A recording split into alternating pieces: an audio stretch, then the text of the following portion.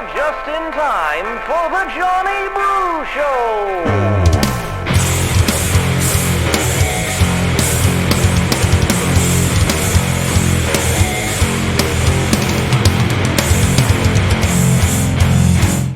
What's going on, everybody? My name is John Brookhagen, host of the Johnny Brew Show, and welcome to Season 2. Maybe you've noticed some changes. Especially if you're on YouTube and you could see it.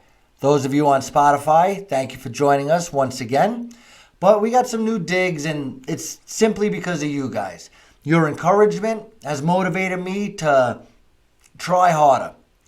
And all I did was built myself a little studio so I could see you face to face and share with you what I'm doing. And that's just spitting truth, all right? I want to thank Rick Charles so much. For 3 weeks, he held down the fort for me. He did a great job. He got plenty of compliments and plenty of complaints, which means he must have been spitting truth himself, right? So thank you very much. As far as I know, Rick Charles is going to be coming out with his own podcast either this week or next week. And of course, you'll be able to find links to that podcast at the Johnny Brew Show on Facebook or Common Sense Nevada on Facebook. Everywhere you find the Johnny Brew Show, of course, I'm going to give him a couple of plugs because he definitely deserves it. Thank you very much, Rick Charles. All right. You guys could only imagine. I haven't been talking to you for 3 weeks with the exception of that great interview with Richard McLean. I want to thank him for coming down. And with the exception of that, I haven't been able to talk to you for 3 weeks about so many things that are going on. And you know, I'm just busting at the seams to talk about it. So why don't we get into all of it? I don't even know if I'm going to be able to get to everything in the only 2 hours that I'm going to be talking to you guys today. But I'm going to give it a shot. First of all, Joe Biden is in the news. Of course he is. He's the president of the United States, right? But, as usual, everything that puts him in the news is getting excoriated in the conservative press and the conservative media, and it's getting either praised or defended in the progressive propaganda arm of the the liberal media. We'll call it that, right? So, I'm going to break it down for you the right way and stop taking all the sides, the black and white, and realize there's shades of gray in the middle, all right? And the Johnny Brew Show, we're going to break down to you what his message actually is if you dissect it and take out all the CRT, critical race theory, if you take out all the propagandizing, spinning, and narratives they're trying to push, and all the mudslinging the Republicans are trying to push. And let's take what he's saying in context and see what it means to you, the American people. This is Joe Biden. Play tape. Find today, when you turn on the stations, sit on one station for 2 hours. And I don't know how many commercials you'll see. Lay 8 to 5. 2 to 3 out of 5 have mixed race couples in them. That's not by accident. They're selling soap, man. Not a joke. Remember old Pat Goodell used to say, you want to know what's happening in American culture? Watch advertising. Because they want to sell what they have. We have hope. You know, he is kind of a doddering old fool, right? I know that. But let's take what he's saying at face value. He's saying that Hollywood is trying to influence our culture. The people in Hollywood, half of the Hollywood is probably in China with the financing and everything, and the producers and the elites, or whatever you want to call them in Hollywood, they're trying to dictate what direction our country goes in. And they've been doing it for a long, long time. I mean, whether you're talking about cigarettes and John Wayne or whatever you want to talk about. When I was growing up, a teenager in the 90s, I used to watch Law and Order. They used to have like 3 different Law and Orders. And on all of them, the judge was always a black woman. Now, I got nothing against black women or black women who are judges. But when I was young and not really astute to the propagandizing of Hollywood or anything, I immediately recognized that as a fact. And I knew as a 16-year-old growing up in New York that 60% of judges aren't actually African American females. I didn't think much of it. It was just an observation that I made. Now, that I understand the world a little bit better than I did when I was 16, I realized that that was them trying to influence our culture. Now, whether it's good or bad, you still got to recognize it's a form of brainwashing. It is a psychological operation. Now, of course, if it's done for good, we could be a lot more tolerant. For example, in the 90s with the black African American female judges, if that inspired young black girls to work harder and try harder to do well in school, to become a judge, because that's the normal path of a African American female, well, that's wonderful. That's great. Anything that encourages kids to try harder and realize their equality of opportunity through hard work and a little bit of luck, right? But who's to decide what's good and bad? And now, while that message might have been good, today, things have flipped upside down. We are absolutely in bizarro world. Socialism, communism, these are now normal words in our political discourse, where just 5 years ago, you would be labeled a traitor to say either of those two words. Yet nowadays, we've evolved so much. CNN still calls themselves the worldwide leader in news when they're about as objective as Sean Hannity. Now, I might agree with Sean Hannity more than CNN, but to say that Sean Hannity is unbiased news is foolish. Just like saying that CNN is unbiased is absolutely foolish, right? But Joe Biden's point does matter, because now, 8 o'clock on major networks, we're constantly seeing not necessarily the mixed race couples, which we're seeing, but I see that in everyday life. I'm a mixed race couple. Mixed race couples are the norm, which leads me to another point for another podcast where I talk about with this reparations and CRT, and within 50 years, everybody's going to be 1/8, 1/4, or 1/2 black, brown, yellow, pink, right? I mean, we're all interracial relationships, so it's going to be a lot harder to keep track of who's oppressed and who's not. But I digress. My point is, now on network TV at 8 o'clock at night, 40-50% of the couples are homosexual, LGBTQ plus whatever situations. And it's constant. And there's a difference between being homophobic and being uncomfortable with something. I mean, being tolerant is being accepting of something that you don't agree with or that makes you uncomfortable. I mean, I'm not tolerant of Sean Hannity because I agree with 80%, 90% of what he says. So I'm not tolerant to him. I'm tolerant when I'm listening to CNN, trying to see the other side of the view, which is why I provide you guys with a lot of CNN material, because I'm guessing you guys need to know more about what they're saying to the other half of the country. But while I am 100% tolerant about anybody's sexuality, I don't even know why it's a subject. Why do I have to know your sexual preference? My friends that I go golfing with, I don't know if they prefer boobs, butts, or legs. I want to know if they can make a tea time for Friday morning, because that's when I'm off of work. I don't need to know whether you like to sleep with men or women or goats. I really don't care. Do you care what my sexual preferences are? My sexual positions? What does that matter? I'm delivering a podcast to you. Once that camera goes off and I go home, I have my own life. I got a lot of things besides my sexual preferences that you don't know about me. And that's okay. Why do we have to wear it like a badge of honor? I'm gay. I'm heterosexual. I like goats. I mean, it's so stupid. But meanwhile, we're going to grandize these things. And while I'm tolerant and accepting and almost pro the LGBTQ community, I'm still uncomfortable seeing two men's tongues touch in a passionate lovemaking kiss. I don't like it.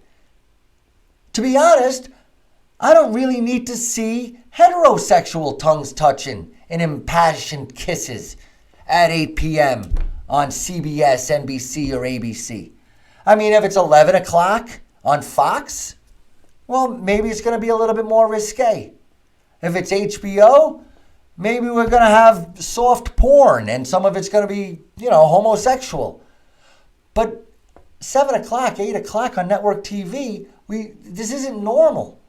And to act as if 40%, 33%, 50% of our relationships are homosexual relationships is not normal. That's Hollywood trying to brainwash you into thinking it's normal. Now, the young black girl wanting to become a judge is totally pure and nice, and I encourage that. But some people aren't on board the LGBTQ train. Some people are on board but not comfortable with it, right? Why do we need to see it everywhere we go? Can we just tell a story about a hero and a villain anymore? All right, but it was a good point by Joe Biden about Hollywood pushing our culture, when really Hollywood should be taking the message from the culture and making stories about what our culture truly is like. Here's another one that the conservative media is ripping them, and the progressive media is basically applauding them. This is Joe Biden talking about black people's ability to get an accountant. Play tape. Data shows young black entrepreneurs are just as capable of succeeding given the chance as white entrepreneurs are. But they don't have lawyers, they don't have accountants, but they have great ideas. Does anyone doubt this whole nation would be better off from the investments those people make? And I promise you, that's why I set up this National Small Business Administration that's much broader, because they're going to get those loans. The data. All right, guys. Now I know your first thought, first of all, black people are just as capable as white people. There he goes. He's lucky he didn't slip any worse than he did last time. Black people can't get accountants or lawyers. Listen, guys, this isn't about the stupidness of this quote and what the media is actually telling you, because he does have a point. He's talking about me. All right? There's only one problem. I'm not black. Half yellow, half white. Not black. But I'm the people he's talking about. I am not an elitist. I am lower middle class, maybe middle class at best, or at least on my Facebook page. I'm middle class. But in real life, I'm lower middle class. I don't know if I could survive 6 months without any income. I don't have lawyers and accountants on retainer or working for my business on payroll, working across the hall from me. I don't have connections with politicians and judges and people who are in positions of power that could help me. I have lots of great ideas, lots of them, my whole life. This is my third or fourth business here at Infinity. The podcast is my own little, not entrepreneurship because I'm not making any money, but it's my own little hobby, project, whatever you want to call it. And I don't know what I could do. Like, I want to play Tom McDonald's song, but I don't know about copyright laws. And I don't have a lawyer. I can just be like, hey, can I do this? I don't know if I should change my business to a nonprofit, because I don't have a lawyer who could outline what each of those steps would lead to and what would be best in my situation. When I have ideas of making an app for a cell phone or a website that could change the world, I don't have computer programmers, accountants, and lawyers at my disposal so I could get these great ideas into action. Whereas if Hunter Biden, who we'll get to in a minute, but with all due respect, Hunter Biden's a complete moron, pretty evil, and possessed by demons in some way, shape, or form. But if he had a great idea like I did to make an app that could help kids learn math, He would have a team of people ready to go. Millions of dollars in financing, accountants figuring out how they could pay for it, and engineers and computer people. And I don't have that. And that's what Joe Biden's talking about. It's not black people don't have accountants. It's that there's certain people who are really intelligent. They could be black, they could be pink, they could be girls, they could be gay, they could be Christian. But because they don't have that area of contact, they're stuck in this lower or lower middle class stuff. You know what these lower class people do? These really super intelligent people do? They become drug dealers. And they know how to market, distribute, run a business, right? Then you got lower middle class people like me who are trying to, make signs, cut lawns, paint houses, office cleaning, all those jobs that hairdressers and nail salons and restaurants and pizzerias. Those are the lower middle class people trying to make something happen.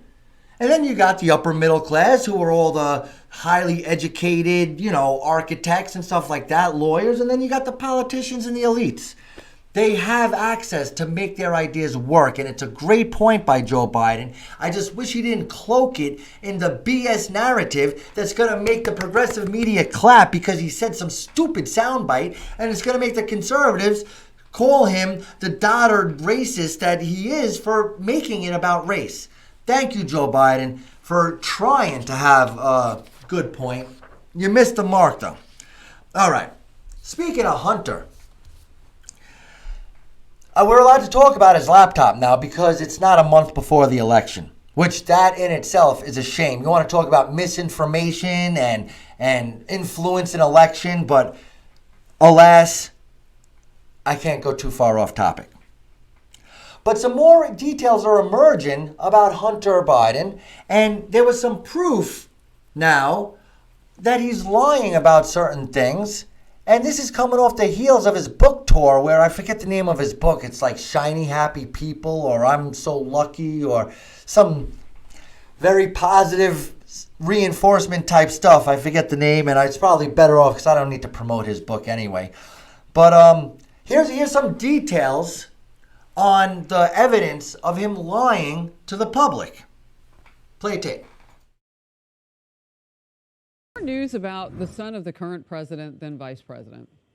The former stripper who had a child with Hunter Biden was reportedly on his consulting firm's payroll when she became pregnant, even though the president's son claimed he didn't know her. Text messages obtained by the Daily Mail from Hunter Biden's now infamous laptop apparently show he booted her off the company's insurance plan at his own request just months after she gave birth. Hunter Biden settled a paternity suit with that woman back in 2018. Carly Shimkus, Fox News Headlines 24/7 reporter, joins now. Carly. Yeah, I mean, the seedy details of Hunter Biden's life continue to be made public thanks to this laptop. Now, this all has to do with London Roberts, who, like you said, became pregnant with Hunter Biden's baby in 2017. And for those who are unfamiliar with the story, he initially denied that the baby was his and refused to pay child support. She took him to court. That's when we found out about this baby. And now, according to the Daily Mail, they published text messages and emails that claim to show that Hunter Biden made sure that London Roberts was no longer on his health insurance plan just 3 months after she gave birth. And there are other text messages that show that when she was pregnant, she tried to reach out to him and tell him the due date of the baby, and he never responded. So, Harris, this is why when he was promoting his book and he was doing the late night circuit and people were applauding him, it was mind-blowing because, yes, he's the president's son, but he's not a good guy. And if you're a feminist, he is, public enemy number one. Well, and he did talk about his drug use and abuse and all of that time, and I, maybe that played a role with his memory. But clearly, if he booted her off the company insurance, he did in fact know her.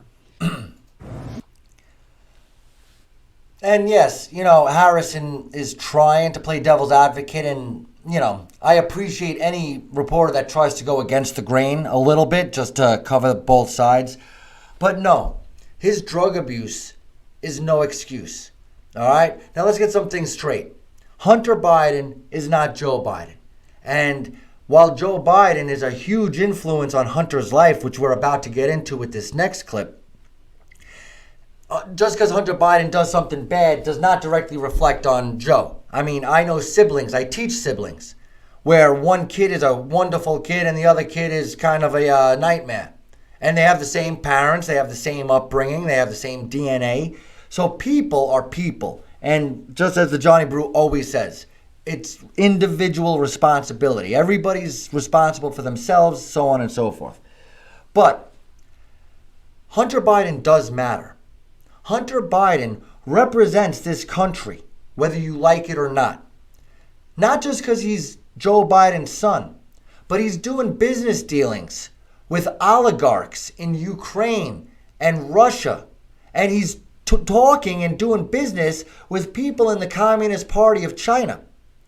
And he is, I don't care how you want to put lipstick on it, he is an American. When he goes to the Ukraine, they call him the American. When he goes to China, he is the American. Simple as that. He represents us. He's going around the world representing us, filling up suitcases of cash for what? I don't know. I mean, we all know he's admitted his history. For the past 10 years, he's been in a cloud. How is he running international businesses and representing our country and doing deals on oil and whatever else, banking and financing?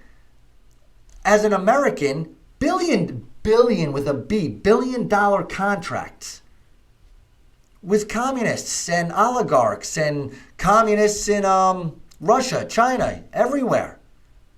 And then Joe Biden's lying, yada, yada, yada. But if he's high, he's got more money than he ever knows what to do with. He has to really be a jerk to take this new mother, whether it's his kid or not, which it turns out to be his kid, off the health insurance. That's just a jerk move, right? He could hate her.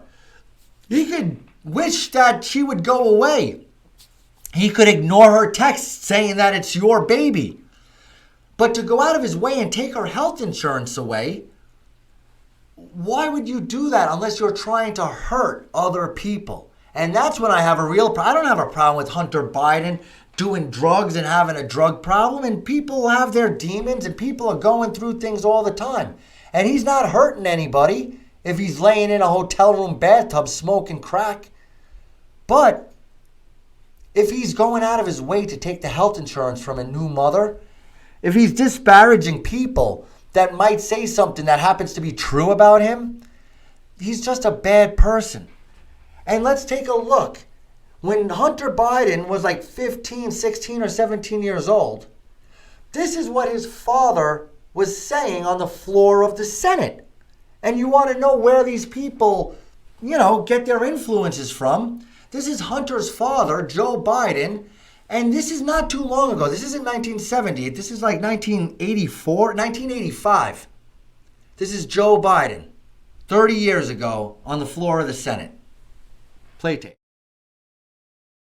Confidential portions of your staff memo, they brought to your attention the allegation that important legislators in defeating the Nunes plan in the basement said, quote, "We already have a mayor and we don't need any more big shots."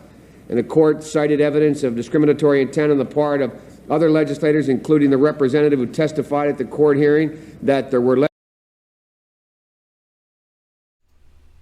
This is something that the Johnny Brew Show outlined in detail. At the end of April, there's 30 minutes. If you heard what Joe Biden just said, you want to hear it without the beeps, check out the Johnny Brew Show, late April, and the episode is called, Why is Joe Biden the Woke President? But again, this is on the floor of the Senate. He said the N-word 13 times. Here, we're just going to play it for you again. You can hear him saying it 2 or 3 times. He says it a total of 13 times on the floor of the Senate. And this is how he's talking. This isn't in his bedroom or his living room. This is the floor of the Senate into public record. Play it again. In a confidential portions of your staff memo, they brought to your attention the allegation that important legislators in defeating the Nunes plan in the basement said, quote, "We already have a there and we don't need any more big shots." And the court cited evidence of discriminatory. And he goes on. The things he's saying, even when he's not using the N-word, are quite derogatory to a whole race of people. And then, what does that lead to? Well, I'll tell you what it leads to. And, again, you're going to get the real dissection right here on the Johnny Brew Show. But first, let's hear how Fox talks about it. Let's hear how one of the propaganda liberal defenders of the New World Order respond to it. And then you'll get the real response from the Johnny Brew Show. Play tape. Of our politicians, whether they call themselves Republicans, Independents, Democrats, whatever, think for themselves. Okay, I want to talk about something else that has bubbled up. The Daily Mail says that it has gotten these texts that it says are back and forth between Hunter Biden and his attorney using the N-word. Donald Trump Jr. tweets this: "Try to imagine one of the Trump kids dropping the N-word." Real quote from Hunter, and then he uses one of the quotes from the text with the hashtag racist Hunter, Jason, which is trending tonight. Well, it's disgusting. It is racist. Now, Joe, his father, and granted, it's a father and son situation, but Joe Biden calls Hunter Biden the smartest person on the planet. I understand he's had some serious addiction problems, but that still does not excuse the underlying question, which is, what was Hunter Biden doing in Ukraine, in China? What was Joe Biden doing at the same time while he was the vice president? What's going on with Hunter Biden in taking millions of dollars from foreign interests while his dad is in the highest of political office? That is still there. But these emails, they're disgusting. And it's shameful that we even have to talk about them. But he wrote them, so they're going to be out there.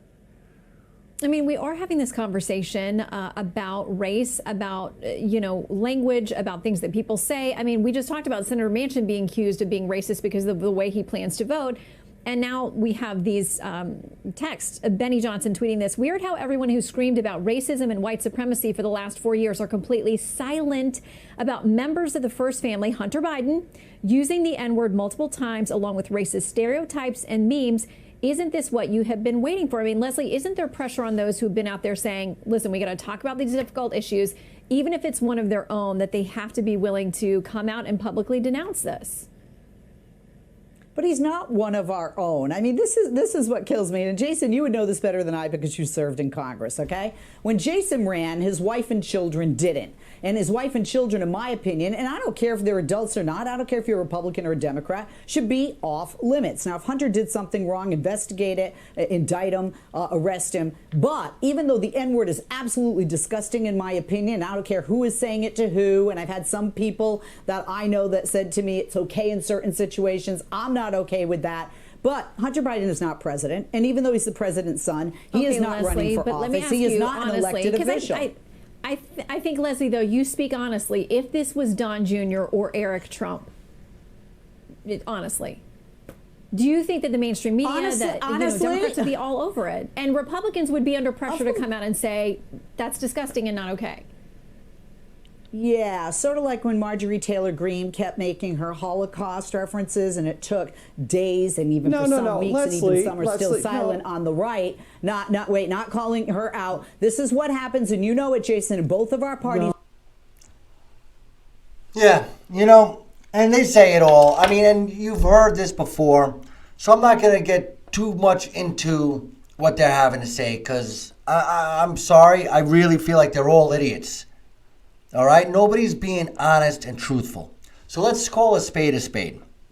First of all, for any of you who think I have aspirations and I'm ambitious and I'm trying to step on people to get my way to the top, all right? Let me dissuade you of that right now, because I'm going to make it so I can never run for political office and I can never get hired by the mainstream media. All right? The truth of the matter is, for me, personally, I used to use the N-word all the time. In the 90s, growing up in New York, we used the N-word for everything, from a jerk to a friend to a brother to a teammate to a random person. The only time we didn't use the N-word was to describe a person of color that was not our friend. We would never call a black person the N-word out of fear that they might take it the wrong way. But besides that, we used it all the time. And anybody who's my age, especially if you grew up in New York, I don't know what it was like in other parts of the country, but we used it all the time. And I was adamant because I knew I wasn't a racist. So when I would meet people from other parts of the country and stuff, and they would look at me funny when I used the N-word, I was adamant. I don't have to stop using the N-word because I know I'm not racist. I have black friends, like, the token excuse or whatever the case may be. But the bottom line is, I knew in my heart of hearts I wasn't. And I swore I would never stop using it. And of course, 2005, 2006, I actually did stop using that word. And I'm glad I did. I grew up. I was an immature kid, and I was self-centered in the fact that I know I'm not racist. I grew up using this word, and I could use it anytime I want. I did stop using it. But my point is, Hunter Biden using that N-word, who am I to judge him? I heard it in the context that he was using it, and I don't think he was necessarily being very racist. He might have been a little racist when he was talking about some other things. I don't know how much of the text you read. But my problem is, it's 2020 when he was writing these texts. All right? I'm telling you, I was adamant in the 90s that I would never stop using the N-word. It was part of my vocabulary. It was part of who I was. I'm telling you, I'm not proud of it now, but I guess I kind of was back in the day. I mean, it was probably the word that I used more than any other word. I mean, it was crazy. I mean, my mom and dad, everybody, N-word this, N-word that. I wrote a song about why everyone, Anyway. This is 2020. Hunter Biden is 50-something years old. Hunter Biden is not some 15-year-old kid that we got to make excuses for. All right? He grew up in a house where Joe Biden was obviously using the N-word constantly. And now he's using it still in 2020. Even me. I haven't been using the N-word for 17 years. And I was a relic. I held on to it longer than anybody else that had a brain did. Everybody stopped using the N-word 2002, 2003, 2004. Finally, I gave in. And again, I'm happy I did. I matured. But Hunter Biden, he has been around. He knows all the 2016, 2018, all the woke, CRT. This young girl, I think it was Maryland, when she was 15 years old, a freshman in high school, said, "Hey, N-word, I got my license."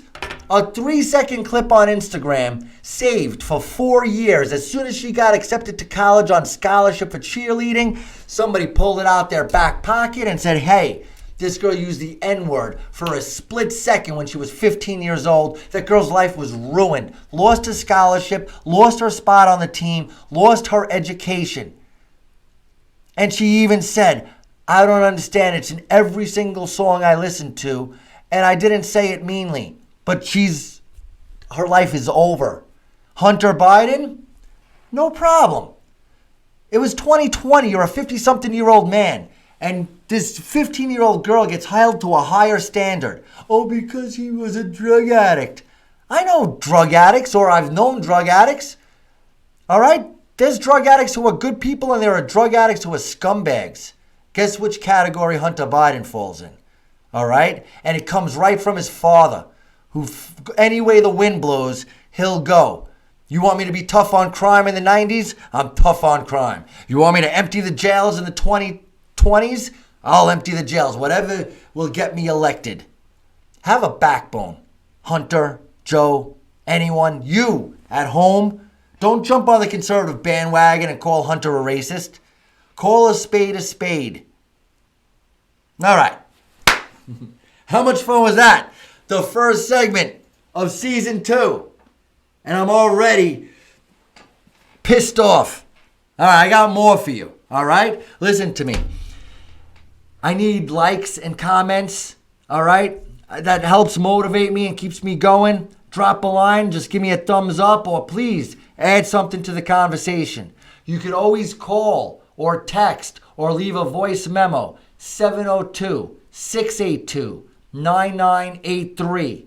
Call or text, leave a voicemail, a text message, a voice message where you hold the microphone. I don't really know how to do that.